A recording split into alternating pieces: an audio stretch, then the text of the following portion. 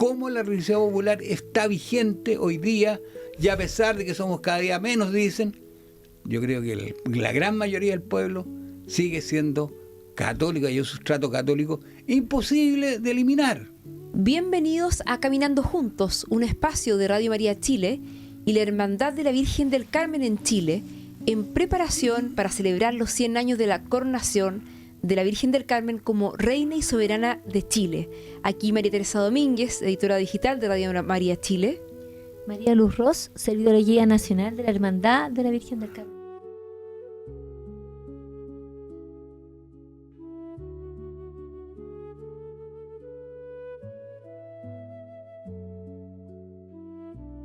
Y hoy nos toca entrevistar a un gran investigador, escritor de varios libros, ¿no?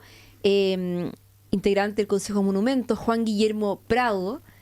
¿Cómo estás, Juan Guillermo? Aquí estamos felices de hablar de la Virgen del Carmen. Es tan importante hablar de este personaje de nuestra historia que a veces nos olvidamos de ella y nos acordamos solamente para el 16 de julio, que por suerte es feriado, o nos acordamos del Día de la Oración por Chile, que es el último domingo del mes de septiembre. Pero todo el año tenemos que estar pensando en Nuestra Señora, que es tan popular en nuestro país, porque no solamente existe el santuario de la Tirana, hay santuarios dedicados a la Virgen del Carmen en todo Chile. Sí, hoy día te vamos a hacer viajar a los orígenes, para que nos explique los orígenes de la Tirana, la Virgen del Carmen. Muy bien. Norte Grande. Vamos, Juan Guillermo. Bueno, esto comienza en el año 1535, cuando Diego Almagro emprende su viaje hacia Chile.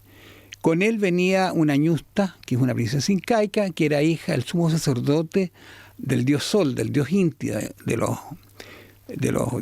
incas. Uh-huh. Y llegan de repente desaparece esta ñusta con algunos de sus colaboradores y se instala en lo que es hoy día la Pampa del Taparugal.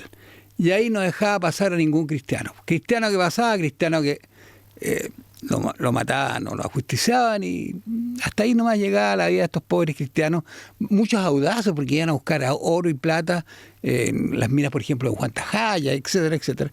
Pero de repente apareció un personaje notable, ojos claros, qué sé yo. Era guapetón. ¿Cómo? Era guapetón, digo yo. Claro, en aquella época, imagínate lo que significaba para una princesa incaica encontrarse con un personaje como Vasco Almeida, un portugués que también era un explorador en busca de minas, y se enamoran. Ella estaba condenada a muerte, Vasco Almeida, y ella opta por eliminar esa sentencia, se enamoran, y Vasco Almeida, como buen cristiano, la bautiza. Estaban en eso, según lo que dice la tradición. A nadie le consta, pero sí se ha comentado. Una lluvia de flechas cae sobre estos dos enamorados, y hasta ahí nomás llega la historia de Vasco Almeida y la ñusta Huillac. Sin embargo, después viene un periodo bastante, yo diría, nebuloso, no se sabe mucho. Dicen que se instaló una cruz, pero me parece raro que se haya instalado una cruz en aquella época por parte de los mismos seguidores de la ñusta, que eran los que estaban ahí. Pero bueno, en el siglo XVII, Antonio Rondón, un monje, un sacerdote mercedario, habría construido, dicen, la primera iglesia, ¿ya? Y así comienzan a llegar algunos bailes religiosos a rendirle culto a la Virgen del Carmen. Pero la verdad sea dicha, en realidad cuando agarra vuelo, perdón la expresión, la devoción carmelitana en la Tirana, es cuando en 1907 llega el primer baile chino. Cuando uno habla de baile chino, cree que puede estar hablando de chinos de la China. Claro. Pero no son chinos de la China, son chinos, porque la palabra chino significa servidor en idioma quechua. En consecuencia eran servidores de la Virgen que llegan a rendirle culto desde Paposo. Paposo es una aldea de pescadores changos que existía por allá por el año 7. Hoy día los changos son un pueblo reconocido como un pueblo originario en nuestro país. Sí, norte. Estos eran mineros de Andacollo que estaban trabajando en las minas por ahí cerca, acuérdense de las salitreras, etcétera, etcétera. Y dicen, bueno, tenemos que ir a ver a la Virgen de Andacollo. Y reflexionan, pero nos queda muy lejos, porque era andagollino, era el norte chico. Entonces, bueno, ¿y cuál es el santuario más cercano que tenemos? La Tirana. Y partieron a la Tirana a rendirle culto a la Virgen del Carmen de la Tirana. Es el primer baile chileno que llega a la fiesta de la Tirana, porque antes habían llegado ya bailes de origen peruano y boliviano. Entonces, como fue el primer baile chileno que llega con la bandera de nuestra patria, que como se ha dicho acá, la estrella representa a la Virgen del Carmen.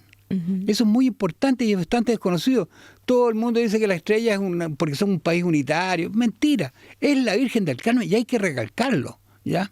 Pero bueno, llegan estos chinos y ahí comienzan a bailarle a la Virgen. Y hoy día, entre los 150 o más de 200 grupos de bailes religiosos que hay, que van desde Arica hasta Copiapó, algunas vez han llegado a bailes incluso de Coquimbo, y tienen el número 1, porque son ellos los únicos que pueden sacar a la Virgen, por ser el primer baile chileno que llega allí. 1907. 1907. Venían Increíble. de Paposo. La imagen de la Virgen del Carmen, ¿cuándo llega a este santuario? Hay tantas Versiones. creo que no se puede hablar. Lo que sí podemos hablar que en 1886 se erige el santuario en la Pampa del Taparugal. Ya. Eso sí que está claro. Y luego, con el tiempo, se ha declarado Monumento Nacional y La Tirana ha sido declarado zona típica que está dentro de lo que es hoy día la comuna de Pozo Almonte. Pero de cuándo llega la Virgen, la imagen de la Virgen propiamente tal, es un misterio. Uno podría decir, mira, llegó cuando se construyó la iglesia, ¿no? Tal vez fue antes o tal vez fue después. Lo importante fue que fueron los chinos los que la sacaron y hasta el día de hoy siguen siendo ellos quienes tienen la autorización para sacar la Virgen del Carmen del santuario de La Tirana. De hecho, a ella la llaman la Chinita. La Chinita, bueno. Ellos la llaman con cariño la Chinita, su Sí. Chinita. Hasta el día de hoy, yo estuve el año pasado en una celebración en el mes de septiembre y me llamó la atención y pregunté, porque en la celebración mayor de repente uno no se da cuenta de ese detalle. Y estaba el baile chino y ahí ellos me contaron tal cual lo que dices tú, que este baile chino es el primero que se incorpora cuando ya el territorio pasa a ser nacional, pasa a ser chileno, y ese es como el origen chileno. Claro, si antes llegaban comparsas de Perú y de Bolivia, como señalo, porque no solamente ahí, o sea, habían llegado, por ejemplo, a San Andrés de Pica, a los santuarios de Santa Rosa, a los santuarios de San Lorenzo, que es hoy día muy popular, el patrón de los mineros, el 10 Claro, de agosto, clásico. es incluso un día feriado en algunas zonas del norte del país.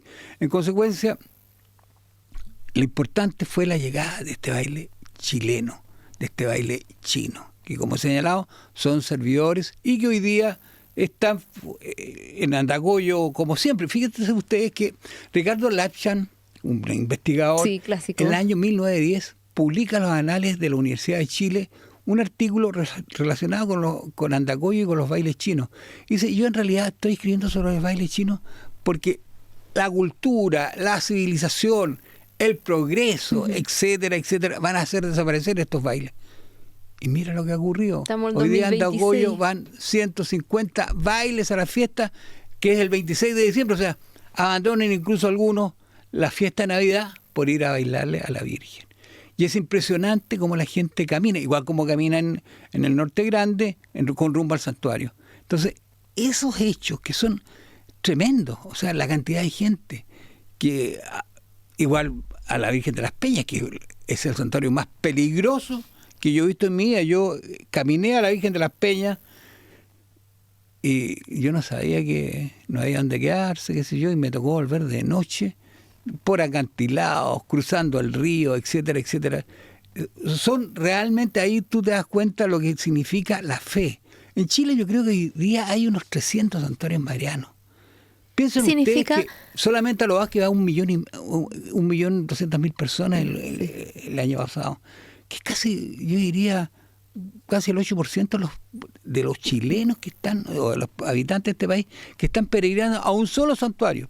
¿Se pueden imaginar lo que significa en el Norte Grande, a Las Peñas, en la región de Arica, a La Tirana, en la región de Tarapacá, a la Virgen de Iquina, en Antofagasta, a la Virgen de la Candelaria en Copiapó, a la Virgen de Andacollo, y así vamos bajando y nos vamos encontrando con santuarios notables, y cómo la Virgen ha estado presente desde que somos el Reino de Chile, por ejemplo. Claro. Por ejemplo, perdón que la redundancia, pero no importa. Alonso Valle publica la histórica relación del Reino de Chile y cuenta una serie de hechos insólitos, como por ejemplo la Virgen del Boldo, que ustedes Sí. no sé si lo ubican. Y la conozco. La Virgen del Boldo es una virgen insólita, porque defendió a los españoles de los ataques indígenas. Y dice la historia que se subió arriba de un árbol y de ahí le tiraba tierra a los indígenas y tuvieron que salir arrancando. ¿Y qué ocurrió cuando arrancaron los indios? Los españoles llegaron a los pocos indígenas que agarraron ahí, que estaban arrancando, que estaban todos medio enceguecidos, y los llevan al único lugar que estaba en pie, que era la iglesia, la capilla del pueblo de Penco. En aquella época como eso estaba en Penco. Y cuando ingresan, dicen, fue ella. Y ahí había una imagen de la Virgen de tamaño natural. ¿Y cómo dicen los indios? ¿Cómo que fue ella? Sí, esa mujer que está ahí nos tiró tierra a los ojos, por eso tuvimos que huir.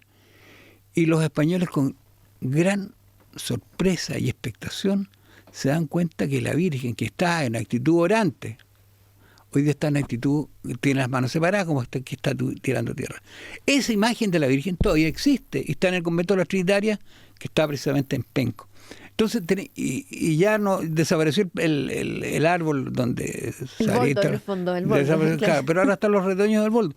Y fíjense ustedes que si los milagros existen, claro que existen. Y el año 2010, cuando fue este gran terremoto en febrero del 2010, en la localidad de San Pedro La Paz está la imagen de la Virgen de la Candelaria. ¿Y qué ocurrió con eso? Nadie tenía luz en Concepción ni en San Pedro de La Paz. ¿Pero qué ocurrió? Milagrosamente, el lugar donde está la imagen de la Virgen de la Candelaria, la más antigua que llegaba a Concepción, está con luz. Nadie se explica por qué. Fue el único lugar en medio del terremoto, de las tinieblas y las penumbras de esa noche, que quedó con luz. Oye, Juan Guillermo, increíble. La Virgen ha recorrido siempre nuestra historia, y están terremotos siempre. Tal, y en inundaciones. Y la Virgen del Carmen, además de la Tirana que tú acabas de nombrar su origen, ¿no? ¿En qué otros santuarios marianos está la Virgen del Carmen a lo largo de Chile? Santuarios marianos a lo largo de la Virgen, a lo largo Carmen, de Chile hay, pero montones. Yo creo que tal vez de los, bueno, está el santuario de Maipú, por supuesto. Sí. Uno siempre se va, yo me voy a las provincias, pero tenemos santuario de Maipú, tenemos los santuarios que espero que algún día la Basílica del Salvador vuelva a su lugar. Sí. Yo creo que sí. Tenemos a la Virgen del Carmen, que está instalada y que fue la coronada, que está hoy día en la parroquia del Sagrario. Entonces tenemos en distintos lugares santuarios dedicados a la Virgen. Y sobre todo aquí en la región metropolitana, donde ha sido siempre muy popular, digamos, frente a otras advocaciones. Por favor, señores que me están viendo, no crean que son distintas vírgenes, es la misma Virgen, con distintas historias, con distintos milagros, con distintas situaciones que son sorprendentes. Es una cosa impresionante la cantidad de hechos mágicos, ¿no? Y portentos, digamos, por no decir milagros, porque van a decir este gallo está exagerando. Milagros dedicados a la Virgen, donde ha estado presente. Estoy pensando, por ejemplo, en Rinconada de Silva, donde hay un gran santuario dedicado a la Virgen y donde hay un Cristo hecho de un solo árbol por un escultor suizo, Peter Horn, sí, que es una cosa notable. En la zona de Valparaíso, donde están los bailes religiosos, más al sur, digamos, ahora hay en Santiago y hay más al sur también. Y eso nos prueba que de alguna manera la fe del pueblo chileno se ha mantenido. Bueno, pero volviendo a la zona de Valparaíso, la región en San Felipe, en los Andes, en Curimón, hay santuarios marianos, santuarios dedicados a Nuestra Señora, que son muy, pero muy importantes. Entonces, yo creo que un poco para cerrar el tema de los santuarios y hablar de otras cosas, por ejemplo, las hermandades o las cofradías dedicadas al Carmen, a la Virgen del Carmen, son notables. Aquí tenemos una ilustre representante de una hermandad carmelitana. Entonces, yo creo que estoy pensando en Viña del Mar. En Viña del Mar los carmelitas tienen una iglesia ahí en la Avenida Libertad, donde hay una gran imagen de la Virgen del Carmen. O sea, y incluso más, en Viña del Mar existe un club deportivo llamado Carmelo y Praga, que juega en segunda edición, en tercera edición, no sé dónde jugará, pero se llama Carmelo y Praga. O sea, ¿por qué Carmelo? Por la Virgen del Carmen. ¿Y por qué Praga? Por el Niño Jesús de Praga. ¿Se dan cuenta? Entonces todo está de alguna manera enlazado. Sí. se conjugan una cantidad de elementos que son notables. La cantidad de centros de madres que hoy día llevan el nombre de Estrella de Chile por la Virgen del Carmen o Virgen del Carmen son impresionantes. Son muchos. Yo hice un trabajo hace algún tiempo atrás donde fui recopilando lugar por lugar donde eventualmente hubiera santuarios dedicados, centros de madres, juntas de vecinos dedicados a la Virgen del Carmen, que a veces no nos damos cuenta. La región de Talca es muy importante. En la diócesis de Talca hay un santuario, el Carmen de Talca, y me acuerdo haber compartido con el obispo, decía, esto es territorio carmelitano. Y incluso contaba en esa oportunidad que, no sé cuál fue el alcalde de Pelarco, que en la región no se celebraba el 16 de julio. Y el alcalde de Pelarco dijo, aquí vamos a celebrar el 16 de julio. Y hoy día tiene una tremenda fiesta y convocada por el alcalde, no por un grupo religioso ni cofradía. Entonces, hacía eco a eso. Y la procesión que tienen en el mes de octubre, muchísimos guasos a caballo, es un acontecimiento en la zona, pero gigante. Tú has dicho octubre, el mes de octubre, el tercer domingo de octubre, en Curicó, en la parroquia de los Padres Cordimarianos, del Corazón de María, hay una tremenda fiesta dedicada a la Virgen del Carmen. Como también ocurre en Asiento Viejo, en las cercanías de Illapel. O sea, todo el año, no solamente todo julio, el año no solamente julio. hay festividades dedicadas a la Virgen y fundamentalmente a la Virgen del Carmen, que es la patrona de nuestro país. Así que no, yo creo que de eso podemos hablar. Sí, nos quedan unos pocos minutos, pero en el fondo como para ir terminando, ¿no? La Virgen del Carmen en las nuevas generaciones, ¿tú qué has visto? La Virgen del Carmen en las nuevas generaciones, ¿qué has visto ahí? ¿Qué desafíos hay? No. Bueno, las nuevas generaciones evidentemente que son muchas, sobre todo en el norte, son devotos de la Virgen del Carmen, si no, no irían a bailar. Si imagínense ustedes lo que significa pertenecer a un baile religioso, que tienes que comprarte el uniforme que usan, que cuesta caro. Sí. Que tienes que dejar de tu trabajo o cualquier cosa por ir a bailarle a la Virgen. El dramatismo que significa cuando alguien abandona el baile es una cosa dramática. Yo no sé si ustedes lo han visto, cuando se despide a alguien del baile, realmente queda con una depresión tremenda. Yo creo que es uno de los hechos más patéticos de nuestra religiosidad popular. Cuando alguien abandona el baile religioso, es realmente impresionante. Respecto a lo que conversábamos recién del baile religioso, que tú decías que el desgarro que significa dejar de pertenecer, y la conciencia que ellos utilizan, el traje que utilizan es un hábito. Yo tengo entendido que se lo presentan a la Virgen antes de bailar, hay una cantidad de condiciones que ellos saben que están bailando desde el corazón. Entonces es una fuerza de una fe popular que es extraordinaria. Sí, no, es notable. Bueno, pero yo quiero recordar lo que decían el año 78, hace bastante tiempo atrás, los obispos de Norte Grande, cuando dicen, gracias a los bailes religiosos, la fe se ha mantenido en estas áreas, regiones de nuestro país, porque los bailes religiosos son un vehículo de evangelización. Es cosa ir a ver a Iquique, a Arica, a Antofagasta, como a Calama, donde los bailes religiosos se toman las calles durante todo el año. Increíble. Que no es una cosa de una fiesta, es todo el año que hay festividades.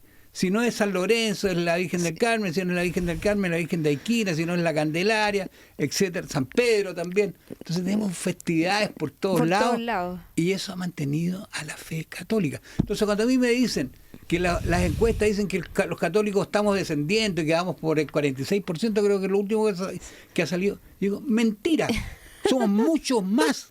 Lo que ocurre es que mucha gente no quiere decir públicamente que es católico, pero ¿cuánta gente, por ejemplo, va a los santuarios?